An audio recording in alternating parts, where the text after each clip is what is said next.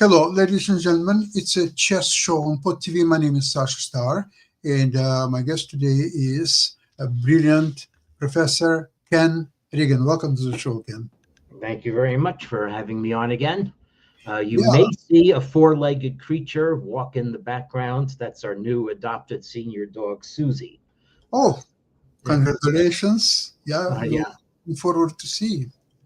Mhm. So the chess calendar is amazing. It just doesn't allow us to even have one day of rest. That's right. Yes, a lot of flurry of activity. And of course, the World Championship match starts in 10 days. Yeah, okay. No, everybody even forgot about that because remember times of Karpov, Kasparov, and even Anand.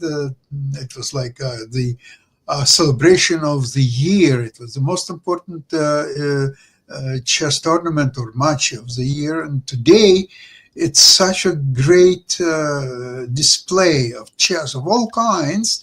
The World Chess Championship is, what is that? Who is playing there? Nobody remembers anymore. Mhm. Okay, yep. Great. Dan is coming in. So let's, Okay.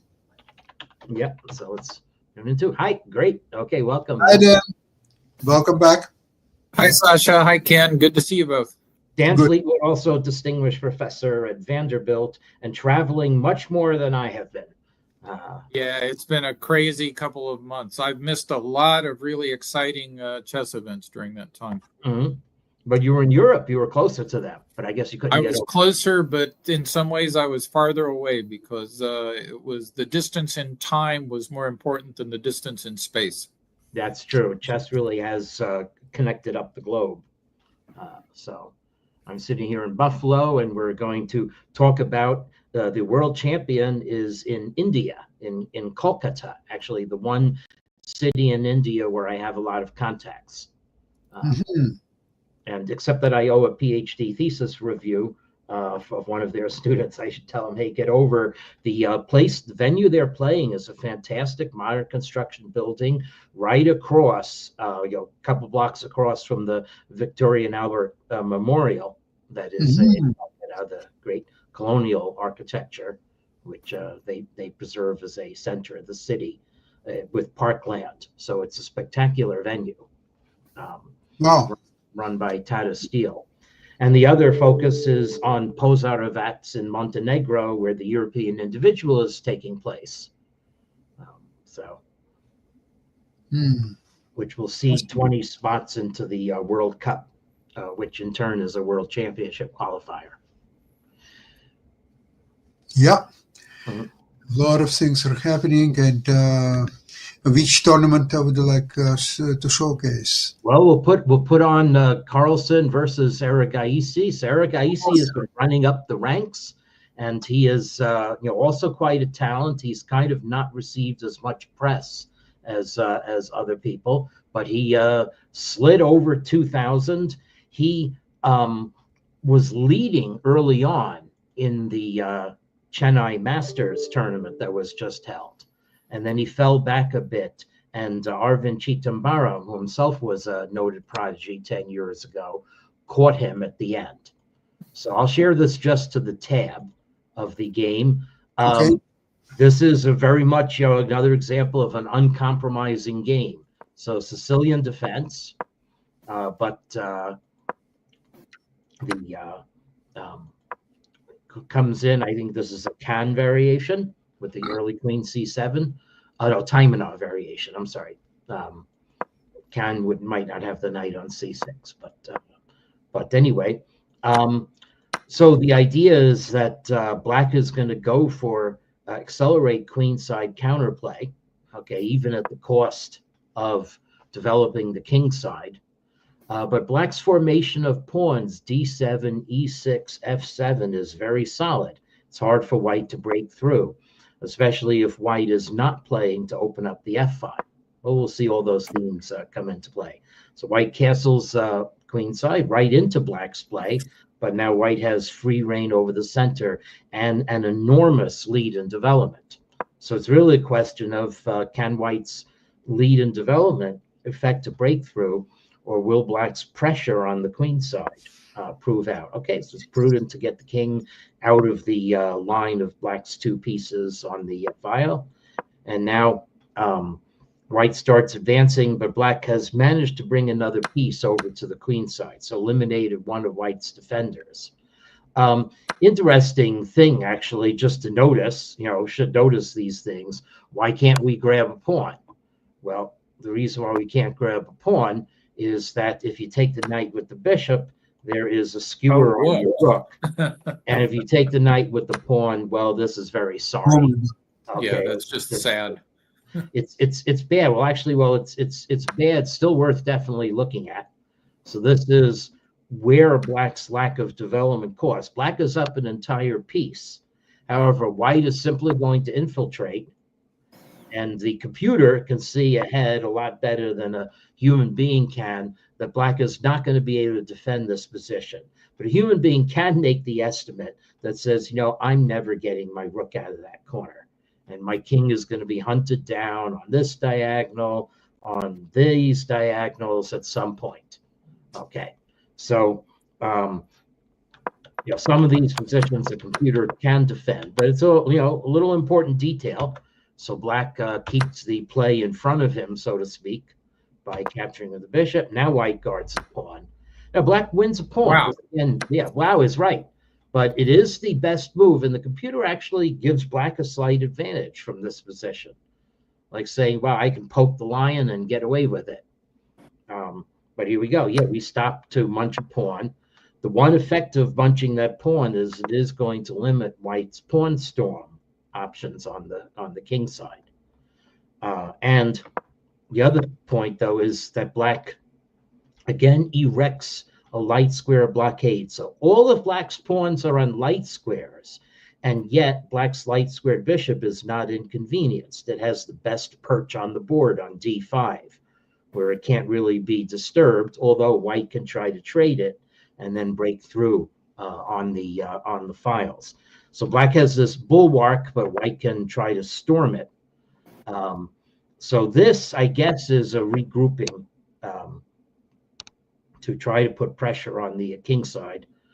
Black's never going to castle in a million years, but still. So now black guards the one soft point, f7, and now again affirms the hold on the diagonal. Black has prevented white from playing bishop e4, which would eliminate black's best piece on the board. So now white brings the rook up. This is a very useful defender. Now what's interesting about this game is that white ultimately loses because he traps, I think, this rook, self-traps this rook on a square. And I could maybe make an audience bet to say, on what square of the board is this rook going to be entombed? I'll say A1. A1, okay. You're right. I think you're right in a different sense, that is the square on which white ultimately does lose a rook. I don't know if you've seen the game where you just have a good spider set. I just usually I look at the least likely square on the board for a piece to be entombed when someone issues that challenge. Mm-hmm. It's like the one thing that I know in this position is it will not be the pawn on b2 that delivers the mate on like h or f7 or something like that. Yeah. And of course, that's what it is. So I look at this and it's like, well, it's impossible to get the rook over to a1. But if white manages to do that, his position will probably be horrible. Okay, so here's another question. Which player mounts a decisive invasion on the G file? Probably black. Yeah, black, not white. Even though white seems to have so I've gotten rolled on the white side of so many of these positions that I know a lot of way to lose these. It's really hard for white to find a productive plan here. I mean, white's best plan here is, as the rook to G3 is, kind of dig in and hope black goofs up. Yeah. Well, computer agrees with you, and Carlsen now really starts the queenside play going in earnest. White, if white had a G pawn, maybe white could mount a storm, but white's has no breakthroughs on the king side. We'll see black gets the breakthrough there. Okay, so white judges to isolate black's pawn, and actually now white decides to remove a pawn that could storm white's queen side, at the cost, however, of opening up the A file for black's pieces. Black is better able maybe to take advantage of that than white is. Now, actually, the computer thinks this is equal, right? Right. So somewhere here, the computer may be looking ahead. So the computer thinks black is the advantage. Queen takes b4. And now the computer actually prosaically did want black to take over the A file just by playing rook a8 and queen a4. Okay, so this is an unnecessary move that maybe gives white an important tempo for defense, or in this case, just removing an attacked piece. Okay, so now black plays to the A file. Okay, it probably. Why not have bishop c5 in this position? Why doesn't it work? Let's see. That's a good question. What's bishop c5? Are we going to get mated? No, it just says queen e3, and maybe it just doesn't do anything. Yeah, it doesn't do anything. Yeah, I think it just simplifies the position and makes it easier to defend. Yeah. And that pawn on e5 really just limits white's ability to play on the dark squares. So that's a. It is in the way, yeah. And white's never managed to get his bishop to g5 to trade off black's bishop. Okay, so rook a8, b3, a committal move, but white does have to do something sometime like that, because the a1 square has to be defended somehow, and white's rook on g3 is making it unlikely that black can make a kamikaze sacrifice on that square. Now, most natural defensive move you could imagine, bishop b2, closing avenues on the king side, but actually the computer wants white to get out of dodge. This is an incredibly complicated position, and black has the option g5 here, closing white down. Okay, so anyway, I played bishop b2, queen a2 check. Now black, the computer wanted black to play g5 and just full court press, g5 and f6. Now black opening a second front. However, this is very normal. Now you are threatening a sacrifice on b3, not a sacrifice, just winning. So white plays c4. So white is beginning to construct the tomb for his g3 rook. But this looks like a very strong move because, b3 is a solid defense, and we have finally knocked black's bishop out of d5. Okay, well, not yet. The pawn's pinned. So black takes time to capture. White plays queen. King c2 actually would have been okay. Now black has taken over the g5. As you said. Yes. So while king c2, this should have been played earlier. One point is this is setting up rook a1, trapping the queen, so black withdraws the queen. And now here white enters its tomb, breaking the pin, forcing black's bishop to move. But there we go. Now, this is suddenly very embarrassing for white, and maybe in a rapid game when you're down to 1 minute left, it doesn't really occur to you that, oh no, I have self-trapped my rook on c3.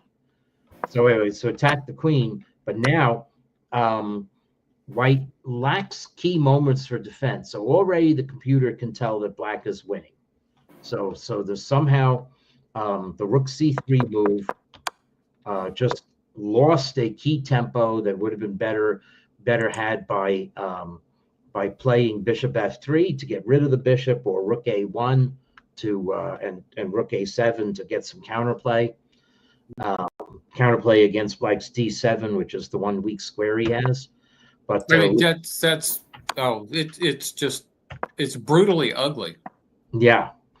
So now this is already winning for black. Here comes the other invasion, and so now white, had to make those concessions in order to free the rook on c3, and now black's on top of everything else, black is making a queen. So white goes to stop that. But here comes the rook on a1 being lost. So that's finally the material concession that Eric Icey made, and after one cheapo hoping for a perpetual check at the bishop's taken, Eric Icey gave up with 20 seconds left. Brutal game. Yeah, Yep. brutal, but just enterprising. That you got to say that, and certainly playing to Carlsen's strength at keeping a position together. Well, I know that these are the top 2 players in the world, but if you looked at this game, you would say that white is a full rating class below black in this game. Yeah, that's probably justified. Yes, but white was strategically as well as tactically outplayed. Okay, so now, so Carlsen won the rapid phase. There's a blitz phase now, and then an overall winner. There's also a ladies tournament in Kolkata, and so that was won by Alexandra Goryachkina, whom I always wonder, is she going to take the next step and be a solidly 2,600 player? I mean, her rapid rating is actually under 2,500, but she contended for the Women's World Championship 4 years ago.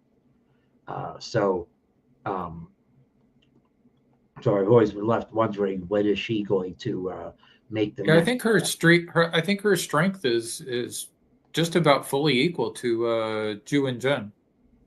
Yeah, it should be. Both very strong players. I Right. think high 2,500s, low 2,600s in terms of capability already. Yeah. Now Maybe she is not as believe- accurate in her game. Sometimes she makes mistakes. Yeah, based Yeah, on that's true. That's true. miscalculations. Yeah. I do believe, and I've been dialoguing in a Facebook item by Grandmaster Keith Arkle about this. So I concur that there's a general deflation of 25 to 35 ELO points right now among I've the seen it on Facebook discussion. 2,600-ish players. But with women, I think it's closer to 75 ELO, although the evidence has been muddied up a little bit with the last 2 women's Grand Prix tournaments. So if Goryachkina is 75 points underrated, then her 25-28 standard rating would be 2,600. Yeah. So maybe that is about her strength. In any event, she showed quality in Kolkata. Yeah, but if you're always playing like 24, 45 players and 24, 55 players, you're going to get into some positions where you're a little bit uncomfortable, and you're occasionally going to lose a game you shouldn't have lost, and that's going to hold you back as long as you keep playing that sea of lower rated, especially lower rated and improving players. So. Yeah. But you know what? Eric Gaisi, who has second highest rating, he's got most of his points in the open tournaments. Yeah, it's He was true. not invited to top tournaments unlike others, but he was keep grinding and winning tournament after tournament. So he could argue about this issue of disinflation of elements. Well, I think we all know chess players who really beat up on regularly and easily beat up on weaker competition, but struggle with stronger competition. We also know folks who kind of play to the level of their competition, of playing strongly against stronger players, and then kind of not really focusing on that. So a lot of that just has to go with kind of like a person's kind of like your personality, and One example of that to watch is will Hans Niemann take a comfortable place among the 2750 plus elite. So yeah, exactly. That will certainly be interesting. Yeah. So talking about large Swiss tournaments and players in the lower echelon, below the 2750 elite, I have a game from the leader of the European individual, which is really a masterpiece of the power of the 2 bishops. And 2 bishops even shedding pawns. So the winner of this game sheds 2 pawns. So this is Alexander Indietz, who is from Croatia. I guess that's the Croatian flag. That was 6.5 out of 7. So he actually won So he beat Vladimir Fedoseev, who's in the 2700 club just now. Okay, I didn't see that result posted before. Playing against Maxim Chigayev, another one, the 2600 plus super grandmaster type players. So Indic is white, and so we get Queen's Gambit play. B6 is how I would handle these positions.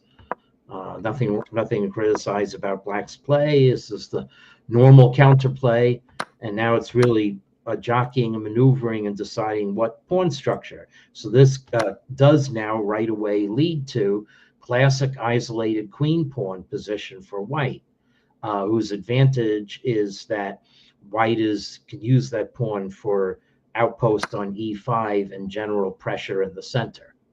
Yeah, this is a position where when you look at it, and it's like, well, this game could have been played in any one of the last 100 years or so. Right. Yeah. Mm. So a4, conceding space but preventing b5. Black occupies the space. There's white's outpost, and now the isolated queen pawn has been solved. But this is still completely equal. But now here's a very fateful juncture of the game. The computer says in order to keep, complete equality, Black must concede the bishop square. Okay, be able to use a strong square for the knight. In other words, if you just retreat the knight, then you're making a space concession in the center. So here we go. And now knight on strong square. This should be fine. I was never so optimistic when I had this kind of position for white. So, Black should be fine, but the knight is eventually going to meet the saddest end you can imagine. So what's the worst square on the board for that knight?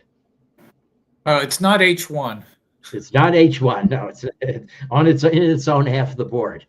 In its own half of the board, I would really hate to have that knight on A7. Yes. Okay. A7. Yeah. So you're quite close.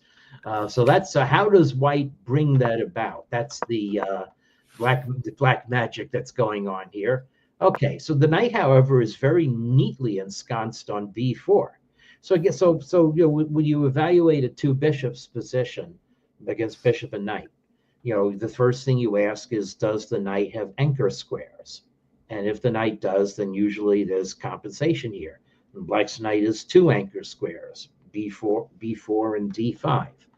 And white's bishop on G3 is no great shakes. It's blocked by the pawn. However, with two bishops versus bishop and knight, pawn weaknesses matter more.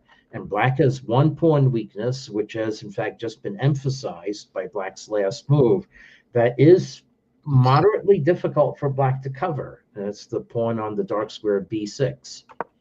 So white occupies center. Now we're going to, so white goes for space, Black goes for trading. White does have a pawn to guard. And so this is an interesting juncture. Why not grab the pawn for Black? Well, Black actually is going to get that pawn. No, it's going to get the other pawn. But yeah, so actually Black is doing well. Why not? Why didn't Black grab the pawn? Black must have, Black may have been afraid of this rook incursion. Okay. And it turns out that in fact, yeah, it's awkward to defend, this bishop. There's, it can move, but if it moves to A6, then queen E4 is going to start attacking. However, Black has his own attack here. And so this maybe wasn't evaluated correctly by Chigayev, that Black's attack is just as good as White's. So Black. Yeah, I would have had a hard time convincing myself of that as Black too. Yeah. So Black decides to, naturally get rid of the pressure. Here we go. So now it's just the queens. And this is now actually sliding toward the reality that if it were just queen and knight versus queen and bishop, you would prefer to have the queen and knight. In fact, if the light square bishops are traded in this position, then I definitely am on Black's side of this. But, okay, so anyway, White has an outpost. Now Black's knight comes here. Okay, so we trade queens. So this must be accounted a misjudgment, but actually white already has pressure. So the other thing is, white has a latent ability to capture the knight on d5, and queen and bishop against opposite color bishop has definite attacking possibilities. Plus, black's pawns on the queen side are fixed on dark, so in a position like that, they're going to fall, and it's not clear that black can win both of white's pawns in compensation. So anyway, Chagayev, down actually to 4 minutes, decide let's simplify further, but this comes at a cost. So the cost is that if you bring the knight to d5, then latently that knight's going to fall. Now that's what black should have done. Black instead played the very sorry move, knight a8. Oh, So that's just awful. I is, mean, a6 has got to even be better than a8. Yeah, setting a pawn. Yeah. So, but anyway, knight d5 is the thing to do, and f3, and then we'll thrash around a bit, but eventually white will. I'll play bishop a2 now. So, so white will be able to win 2 pawns for 1, but this should be tenable for black. I mean, this computer, has winning the pawn as being the third best move.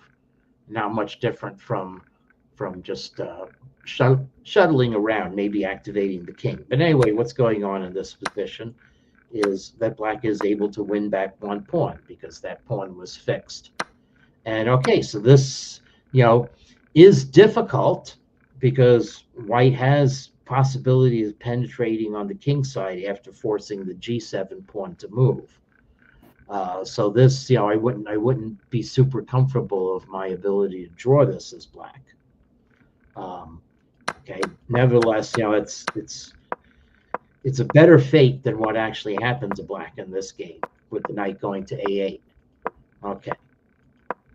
So g6, going to happen sooner or later, but when is black going to bring the king into the game?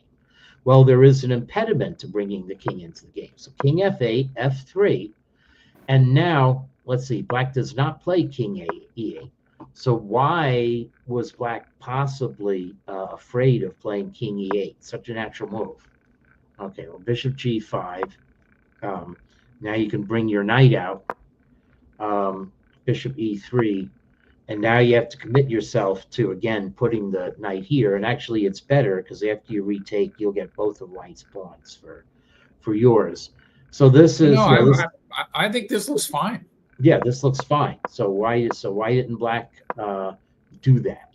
So, well, time pressure, of course, one reason. But anyway, putting the bishop on d5 instead of the knight, and this is what black probably overlooked or underestimated. So now white is said to be winning by the king. And the funny thing is, this is not white's intent to trap the knight right away because black can play bishop d5 to rescue it. Oh, I suspect that was all that he checked.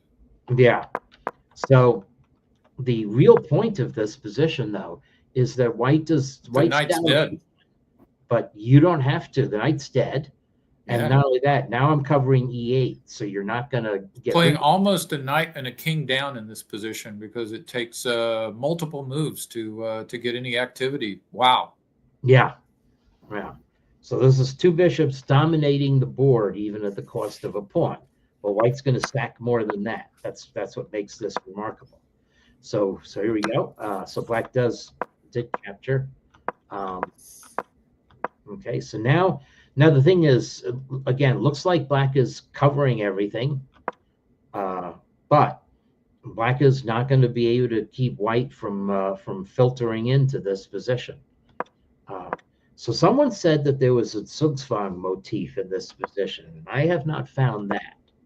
Okay, but what is going to happen is that black is going to have trouble preventing white from getting a passed pawn on the king side. Okay, so black cannot stop this. What's happened if bishop f3? Oh, yeah, it was played, yeah. Okay, so now if you capture with the bishop, then bishop c6 really traps the knight. So black has to capture with the pawn. Now white is down 2 pawns, but this must be where the Zugzwang motif is. So now white plays here. This isn't the position that was said to have the motif, but this now is an amazing Zugzwang. Okay, because you can't move the bishop this Oh, yeah, because of the D6. knight. And if you move the bishop this way, then white is able to or just capture an H. Yeah, then you get a passed H pawn. Yeah, get a past H pawn, which is going to be decisive because black's knight is nowhere near the defense. So the only other option is to withdraw the king. That's Now- amazing. He's 2 pawns down and completely lost. I'm sorry, 2 pawns up and completely lost. Yep, 2-1 up, completely lost. The computer shows a val over 4. So I would actually even be pruning this position because white's win is over my 4.0 advantage is over my 4.0 threshold. But this now is more Zugzwang. Now black can't play king g8 because then bishop e8 is curtains. So black finally has to move the bishop. And now after a little bit of prefatory maneuvering, there's absolutely nothing black can do to stop. Well, let's see. So what is going on? Well, actually, what's going on is that white's king now has an entryway to eat that knight. So if bishop f3 to guard the h pawn, oh, then bishop e8. Never mind. Yeah. Black can't guard with bishop g6 anymore. So this is falling apart at the seams. So in this position, black gave up. Oh, you remember that Tarash was saying that king knight on b6 for black is a lousy space for a knight and should be avoided, but a8 is much worse, as we can see in the game. Yeah. So Yeah, this for sure. this was just an incredible domination. I never seen that game before, but this is it's really awful. The knight went on a8. It was definitely beginning of the end. There was no way to save the game anymore. Well, I think we are approaching the end of our program. I would like to thank you so much for today's games, and I would like to have you a great weekend and all our listeners. And we'll see you. I'll Next say just in the end, go do look at Injate's win today because it's a dance of the knights down a rook. Oh, yeah. So he showed he can manage his knights as well as his bishops. So Okay, would be interesting. So we'll see you next week, same place, same time. Bye-bye, everybody. Okay. Okay, bye, everyone. Bye-bye.